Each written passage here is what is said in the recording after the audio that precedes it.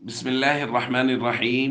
عن أبي هريرة رضي الله تعالى عنه قال قال رسول الله صلى الله تعالى عليه وسلم: من صام رمضان إيمانا واحتسابا غفر له ما تقدم من ذنبه.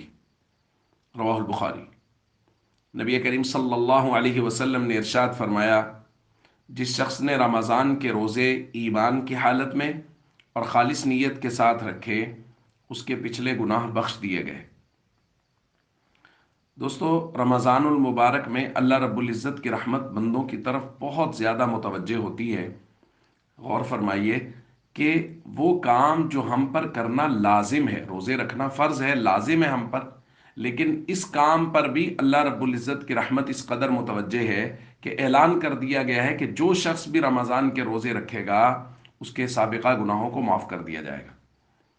اور ایک مومن کے لیے یہی سب سے بڑی خوشخبری ہے کہ اس کے لیے کسی عمل پر یہ اعلان ہو جائے کہ یہ عمل کرنے کے بعد تمہارے سارے گناہ بخش دیے گئے ہیں۔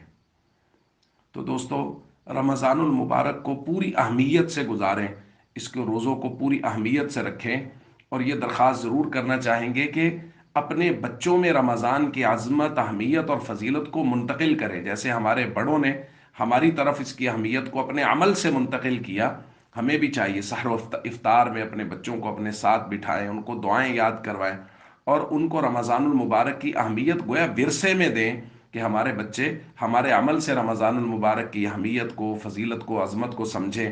ہماری راتوں کی دعائیں، ہمارے نوافل، ہماری تہجد، ہماری تراویح، وہ ساری چیزیں ہمارے بچے دیکھیں تو ان کو ایک واضح فرق معلوم ہو عام دنوں میں اور رمضان المبارک کے معمولات میں۔ ہم سب کو چاہیے پوری امت کو اپنی دعاؤں میں یاد رکھیں۔ اللہ رب العزت اس رمضان کو ہم سب کے لیے خیر و برکت کا باعث بنائے۔